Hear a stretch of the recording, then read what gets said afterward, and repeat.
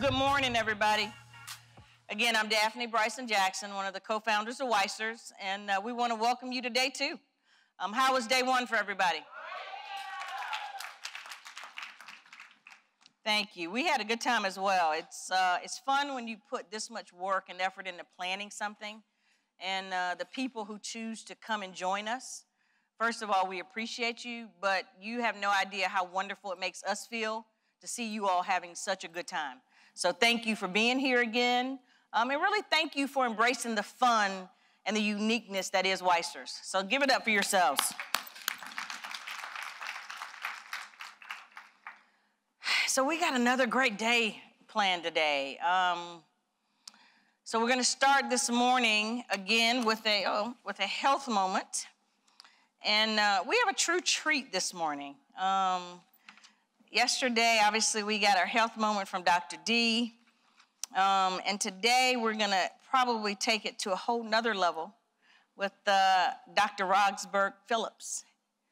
Thank you, sorry. I'm not even going to read her bio because it's extensive, it's impressive. I'm going to let her speak for herself because I think she does that best. But Dr. Phillips, as you come up, I got a funny story. So kind of like yesterday, I guess, you know, I'm truly an Atlanta person. I knew Derek Bottoms in high school. So probably 25, maybe more than 35 years ago, we played on the same tennis team, right? I was fresh out of college, thought I should have been on the pro tour, clearly was not. And played on a team. At that time, it's funny how you know, age shortens you, right? So at that point, you all seemed a lot older than me. And at this point, not so much. But it was interesting because years later, I ran into Dr. Phillips. She had gotten married, and her stepson was running for mayor. And we spent some time together throughout that process. And I realized then that all those years that we played tennis together, I never had any idea that you were a doctor, that you were a surgeon, and just really how amazing and impressive you were. And that's a testament really to who she is and how humble she is. So it's my pleasure to bring Dr. Phillips Reed forward.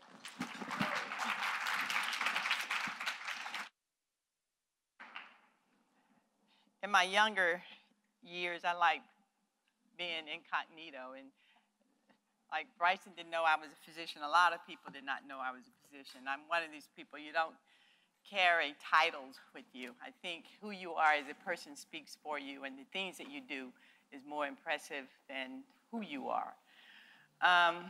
For those of you who know me, you know that I've committed my professional life to taking care of women with breast cancer. And so I'm just going to kind of give you a health moment on breast cancer, and hope that some of the things that I will say will enlighten you on where we are with breast cancer. When I look across the room, I see a lot of youngsters here, but I see a lot of older people. And breast cancer still is a disease of older women. But if we look at what's been happening over the last 2 decades, we see that more and more younger women are diagnosed with breast cancer, particularly in the African American community. Over the past 2 decades, we have changed significantly how we treat breast cancer. Decades ago, it was the same treatment for every woman. Every woman that was diagnosed with breast cancer, they got a mastectomy, chemotherapy, and radiation treatment. That was the prescription. There was no individualizing, you know. And we knew very little about breast cancer. Through clinical trials and developing of new drugs, we have really redefined how we treat breast cancer. And over the past 2 decades, we have been on a major campaign on early detection. And early detection meaning knowing your ABCs of breast care. And they haven't changed. Although the treatment has changed, what we do to diagnose early breast cancer hasn't changed. The mammograms are extremely, extremely important. And we in the medical profession have gone through a lot of ups and downs of who gets mammograms and where. And the United States Task Force have put out ridiculous guidelines about 5 years ago. And some of these national organizations, they have adopted guidelines, which I think put women at great risk for, if you're diagnosed with breast cancer, that you're diagnosed at a later stage. Mammograms help us, you know, evaluate the breast, and more importantly, help us detect breast cancer at an early stage. So when I talk about the ABCs of breast care, you're talking about you guys doing your breast exam. Examine your breast, knowing your body. Not only for breast, knowing your body for most diseases, you know. It's important for you to know what your breast tissue feels like. The other thing is, you know, your physician needs to be examining the breast. I mean, many of my patients come in, we have lumps in the breast, and the first thing I say is, when was the last time someone examined your breast? And particularly in the older generation, older women do not let their physician, particularly men doctor, examine their breast. And it's only when there's an obvious breast cancer that it's detected. We don't want that. This day and age, we are all about early detection. Early breast cancers are cancers that are less than 1 centimeter or non-palpable, masses that you find in mammograms alone. So when you're going to your doctors for your blood pressure check, your diabetes check, you know, make sure they're examining your breast. And more importantly, make sure you're getting your annual mammograms. And so when we talk about who should get mammograms, number one, if you are considered low risk, and so when you say, what do you mean by low risk? Low risk is anyone who does not have a family history of breast cancer, who have never had any breast problems in the past. Most people, and if I kind of talk to majority of you guys about breast cancer, most women really and truly feel that breast cancer is not going to happen to them. It's going to happen to somebody else. And I guarantee you, every one of you, breast cancer has touched your lives in some way. It may have been a friend, a family member, a church member, you know, your colleagues, but breast cancer impacts all of our lives, all of our lives. It's a disease that doesn't discriminate, but it is a disease that once a diagnosis of breast cancer is made, it's a domino effect. Every aspect of a woman's life is impacted by breast cancer. And breast cancer is one of these diseases that you can't put on the back burner. It is with you forever.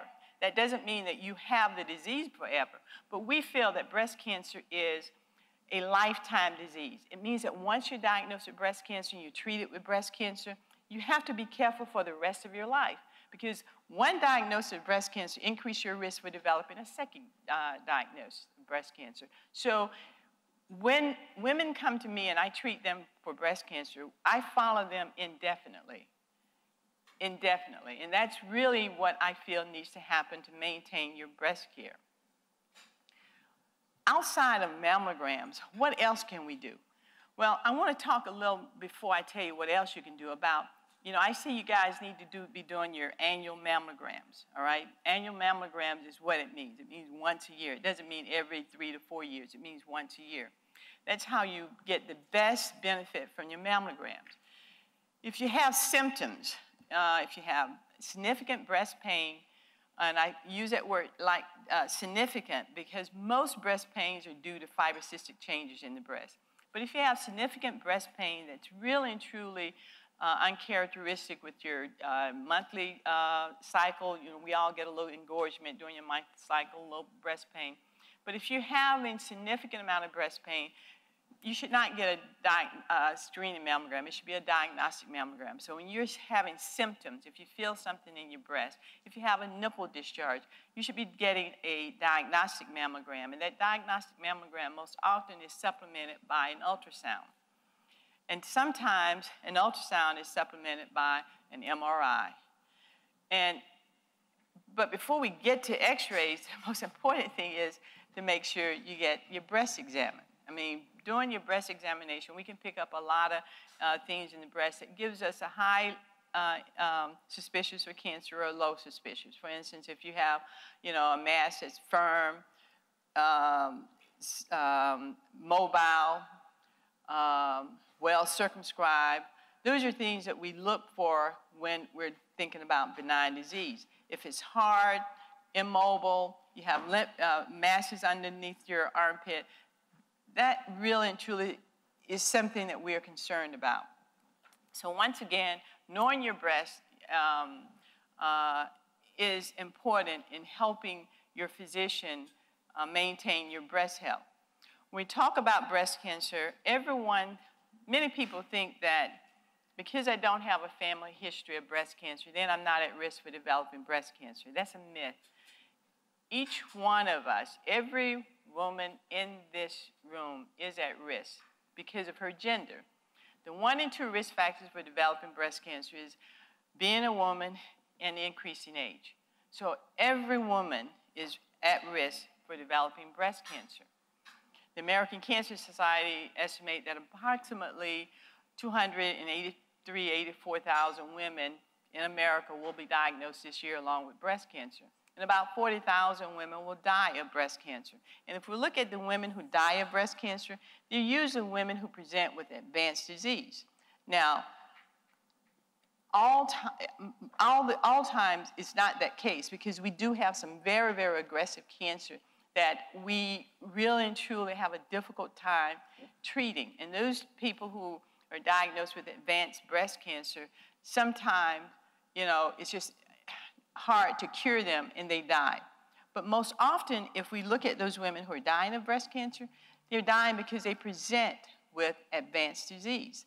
So your best defense against dying of this disease is early detection. Early detection, early detection. And early detection means doing your mammograms. It's absolutely no way you can get around it. I want to lastly speak, as you guys told me 10 minutes, I want to talk about what you can do to decrease your risk. When we look at our health care system, I feel strongly that each and every one of us have to take responsibility for maintaining our health. Every one of you know what eating healthy means. Eating healthy, drinking water, those are the number 1 things that you should maintain regardless of what disease you're talking about. Exercise, we have found that exercise, if you're doing 4 to 6 hours a week, exercise, it decreases your risk for developing breast cancer. So that's something each and every one of us can do. I have to admit that I'm I kind of play games with myself. I look at my treadmill in my bedroom, and that's what I do, look at it. But yeah, we really and truly need to take, some responsibility of maintaining our health. We know that obesity increases your risk for developing breast cancer, particularly postmenopausal, obesity. And that's because fat cells increases your circulating estrogen in your bloodstream. And estrogen is directly, related to an increased risk for breast cancer. So maintaining your weight is important. And I'm not one of these people that think everybody needs to be thin as a rail. I think each and every one of us know what we feel good, what we look good, and I think that's what your baseline weight should be. So maintaining your weight postmenopausal is important. The other thing that's important, you have to make decisions as you get older about hormonal, postmenopausal hormonal therapy. It's no question in my mind that we as women operate with estrogen on board. We just, we look better, we feel better. But estrogen has been linked with an increased risk of breast cancer, particularly when you add estrogen and progesterone.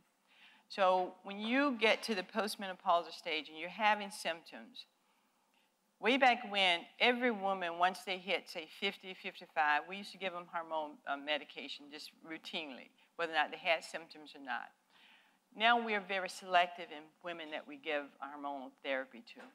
If you are having postmenopausal symptoms that incapacitate you, that immobilize you, that you cannot, have quality of life, you need to be on hormone therapy.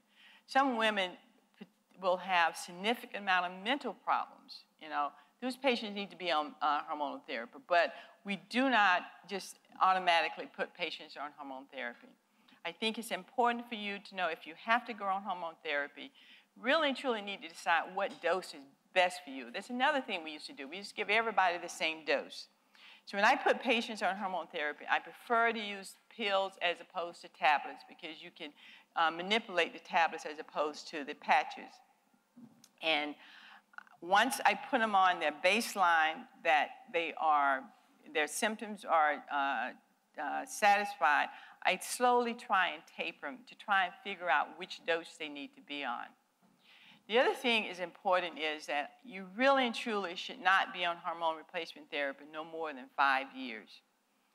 What I do with my patients is at 5 years, I start trying to slowly taper them. And sometimes it may take 2 or 3 years to taper them, but I taper them, and that's why I like the pills, because I'll go from once a day pills to every other day pills, every third day, and I'll slowly taper them. They may stay on every other for, 6 months, and then I'll taper them. But usually you're able to taper them.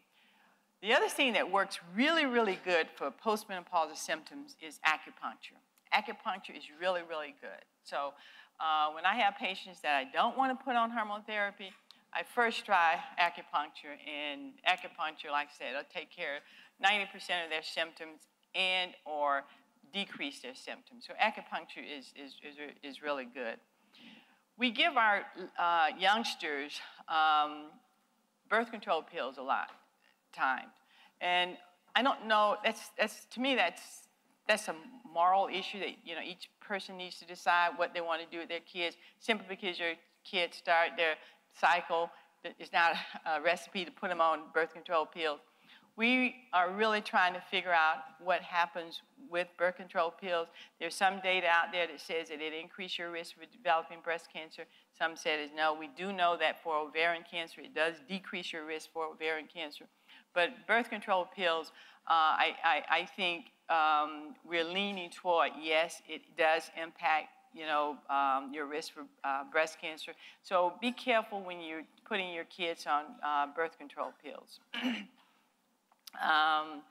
The other thing that I think you should look at in reference to decreasing your risk is your fat content.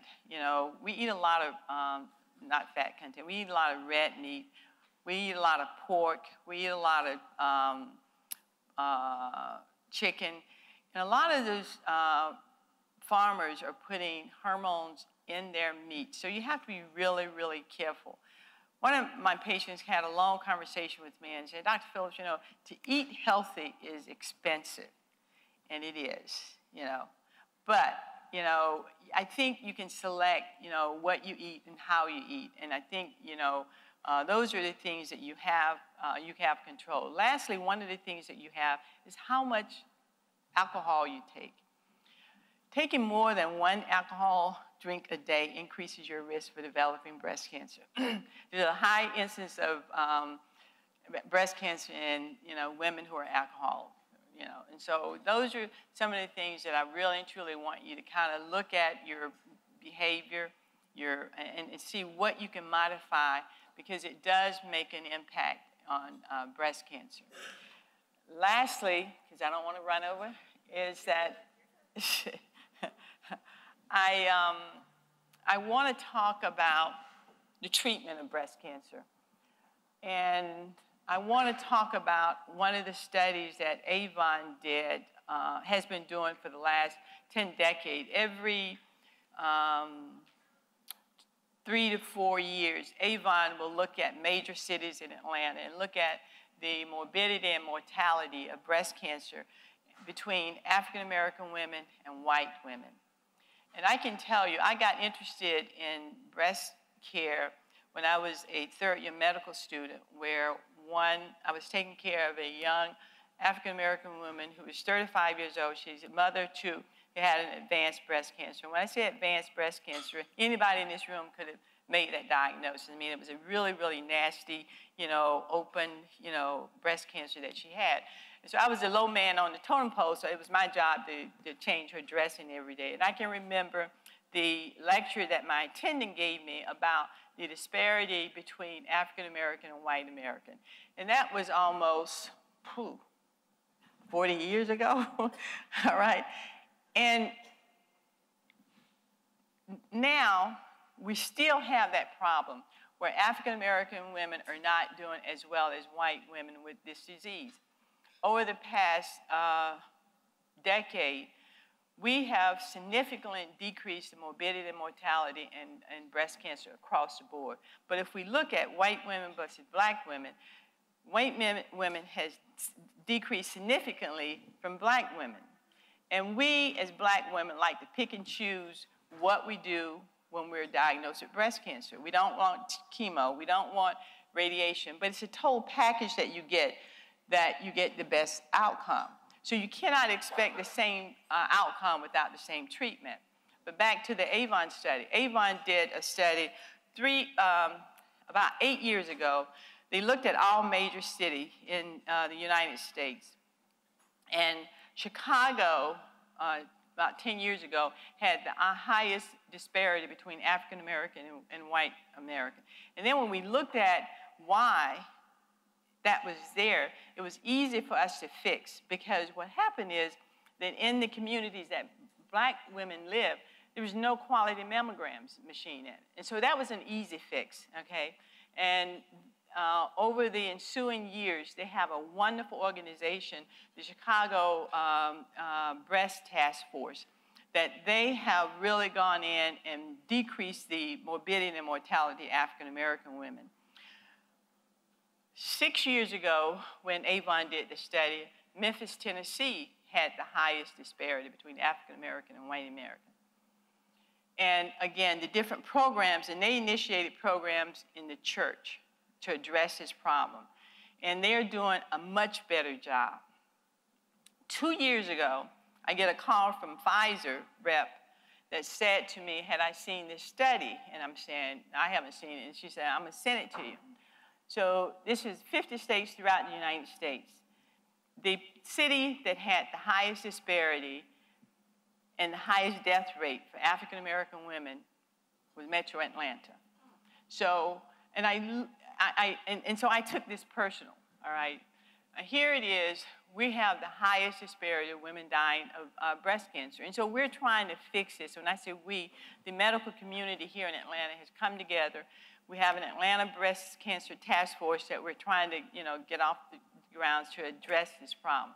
So every African American woman in here should really and truly, and when I'm saying, significant difference in morbidity and mortality, it is significant, And so we really and truly have to realize what's happening with breast cancer, what happens to, our mothers and daughters. The pillar of our society is our women, all right?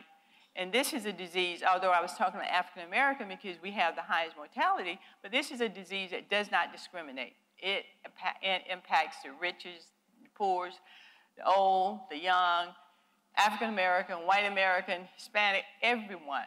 And so every one of us are in this together, this battle together, to make sure that our women's lives are not threatened by breast cancer. And we have proven that breast cancer does not have to be a death sentence. Early detection is your best defense. There is absolutely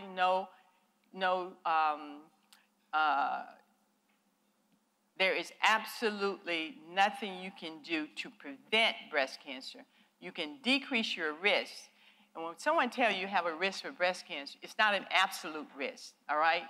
It's not an absolute risk. I mean, we don't know what group you're gonna fall in, but it does mean that you have to be careful, all right? So again, learn what your breast tissue feels like, learn your ABCs, but more importantly, examine your breast, get your mammograms, and get annual mammograms. Thank you. Hang on 1 second for me up here. So I want to share that Dr. Phillips has a nonprofit called Sisters by Choice. In July, they will be having their 15th annual Pink Ribbon 5K Run Walk.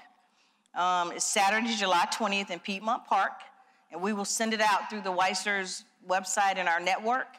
But please support this. I hope all of you recognize today this is something that affects everyone, and I think it's something we certainly need your support. So thank you so much, Dr. Phillips. Thank you. Team WICERS, that's right. Let's go. Thank you. All right. So next, I am super excited to get to bring back to the WICERS stage a young woman who was with us our very first WICERS. And those of us that were here, I think, remember just kind of how cute and bubbly she was, and when she got on stage and kind of said how much money she had just raised and how exciting that was. And so I'm thrilled that we have brought back for our 5th year. We want to do some updates with some of our people, and this is probably one of the very best we'll have. So Ms. Jewel Burks Solomon, she has gotten married since she was here.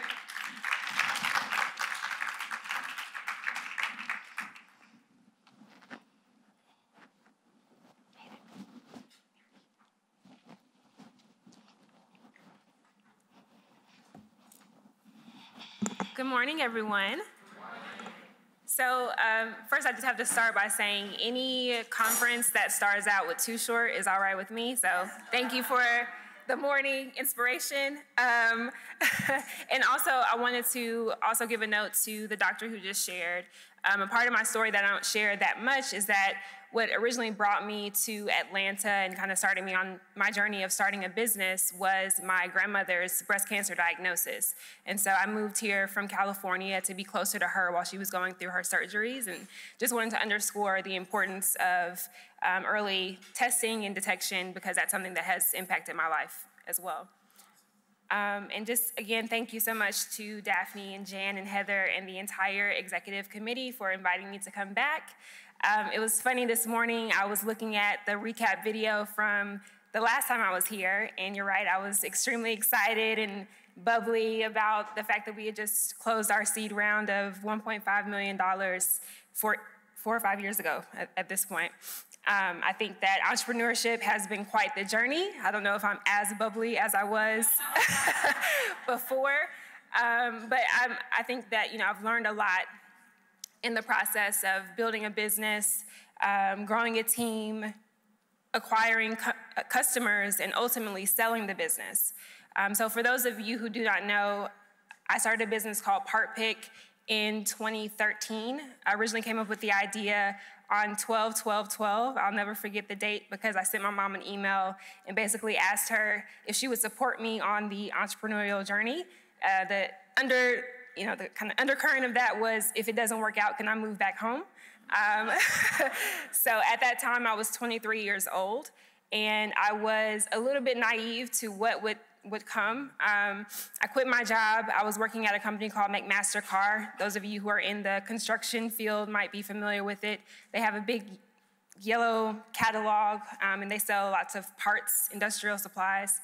And so I was working there, and I discovered that a lot of our customers were having difficulty locating products. So I was managing the call center, and I got all the frustrated customers who were having difficulty finding what they needed to buy. And in this process, I decided that I wanted to create an easier way for them to be able to search for products.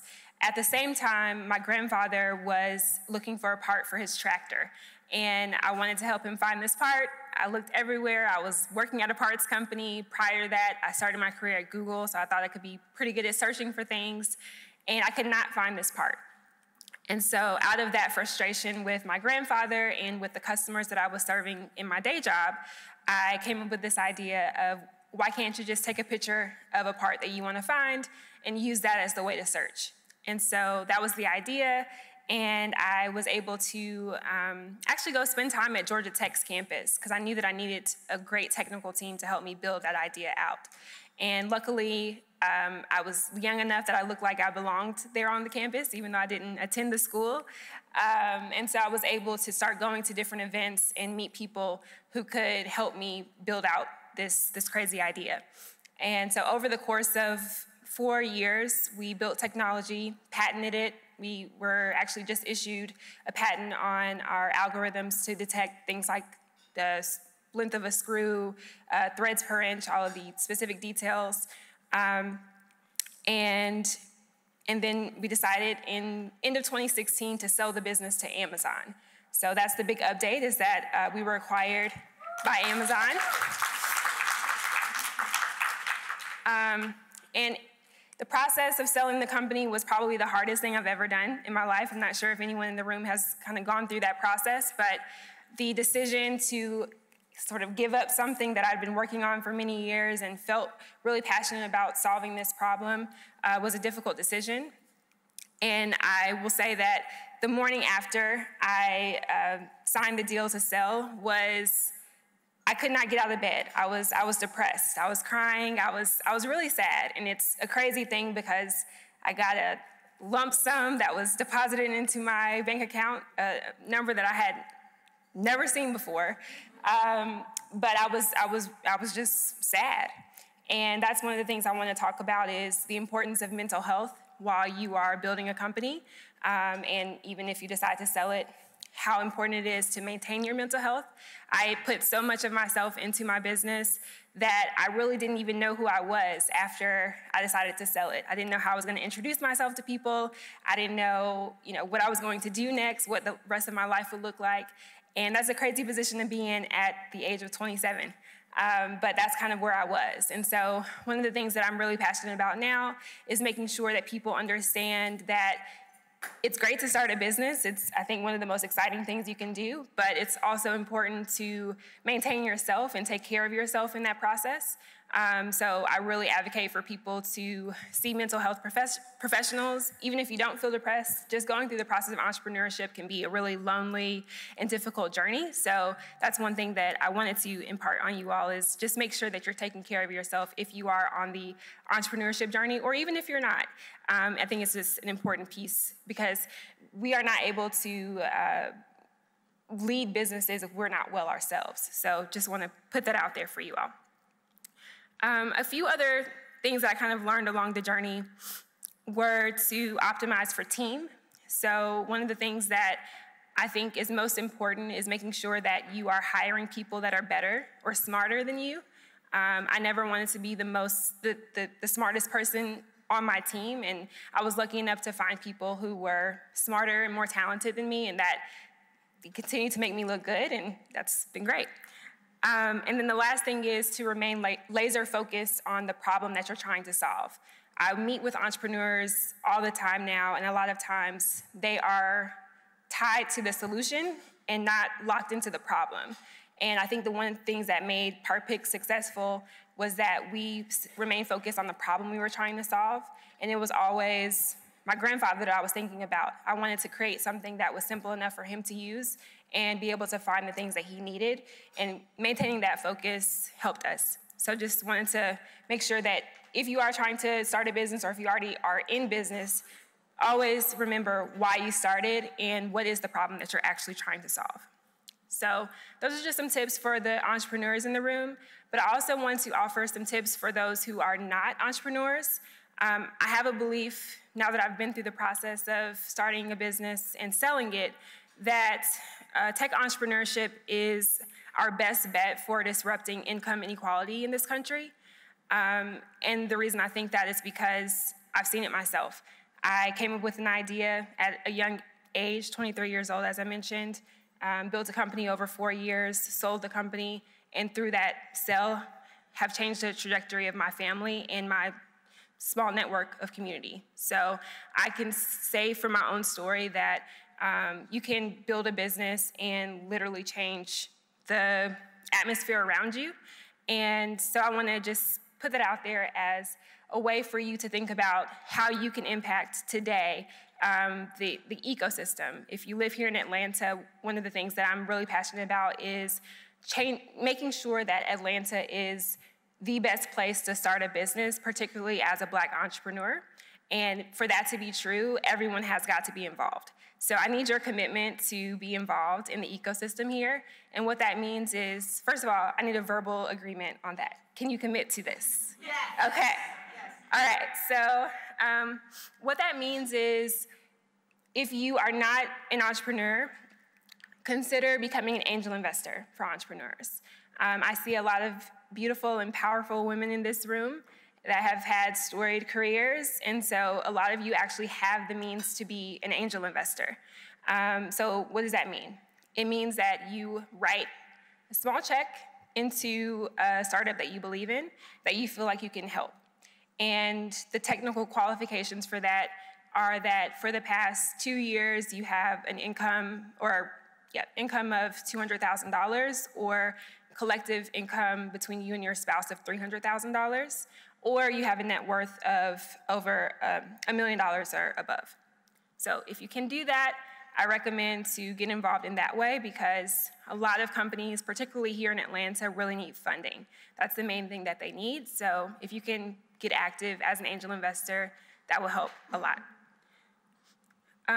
If you don't have the means to be an angel investor or you don't have the risk tolerance, because it is a risky way to spend your money, I would ask that you look at the position that you're in within your companies and consider what you can do to either give a contract or help a small company that might potentially want your company as a customer. So one of the things that helped my business in some cases and hurt my business in other cases were the champions that we had within organizations. And I say hurt because there are some organizations that we really needed people to be champions and they just didn't act. So if you have the seat within your organization to be a champion for a smaller business and you can push something through to the finish line, you do not know how big of a difference that will make for a company. A lot of companies, they really just need customers. So if you have the position to be a decision maker and write a check from the customer perspective to a company, please do that. And the last thing, if you are not able to be an angel investor or if you're not in a position to be a decision maker at a company, there's something that everyone can do, and that is just promote businesses. So whether that means if they're a consumer company actually purchasing their product or just sharing articles about them on social media, or connecting them to someone who can help them. These are all easy actions that everyone can do that will literally change the trajectory of a business. You never know that they just need to be seen by one person. You never know, what that one purchase will do. So just really want you all to think about how you can, through small or large actions, support the startups that are coming up here in Atlanta and anywhere. So those are my tips. I did want to open the floor for any questions before I take my seat.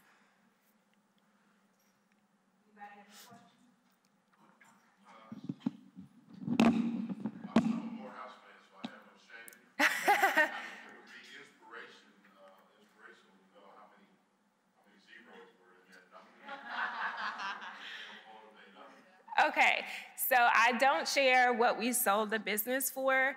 I will share in this room that there are 4 new millionaires from Part Pick. And so that means that all of us have taken responsibility in,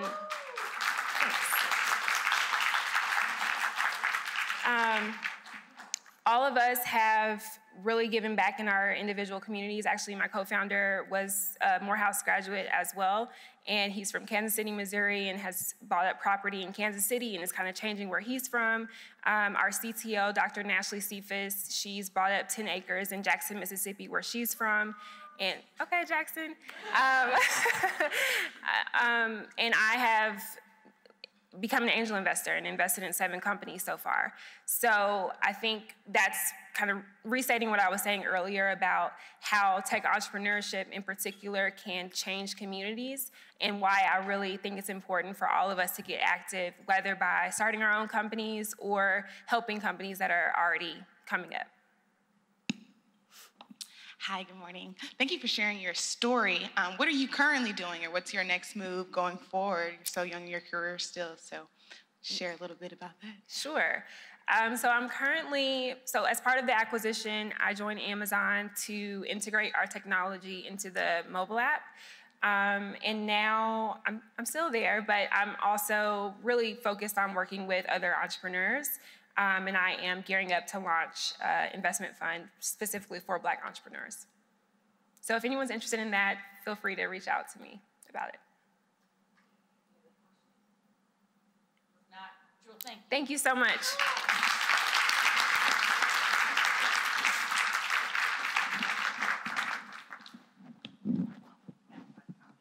Yes. Thank you. Oh, you guys, let's give it up. That's amazing. That's just...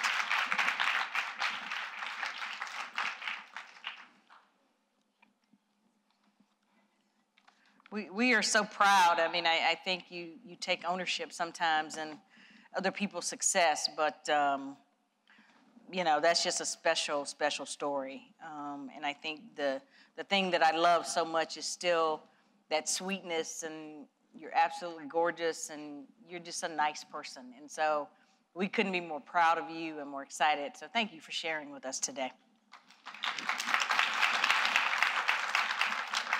All right, well, we are ready to get ready for day 2, our workshops. Next, we're gonna have, and everything today is gonna be the next 2 panels will be upstairs, Studio 1 and 2. We've got a really exciting global conversation that'll occur in Studio 1. And then our very own Ms. Heather Fatsinger is gonna moderate a panel in Studio 2, Turning Your Dreams into Reality and Revenue. So, I think there's probably still some beverages or something outside. Grab your stuff. On your way out, I'm going to share, you know, I have my sayings. I'm going to share another one today. Be that girl who wakes up with purpose and intent. Be that girl who shows up and never gives up. Be that girl who believes anything is possible and is willing to work for it. Make it a great day.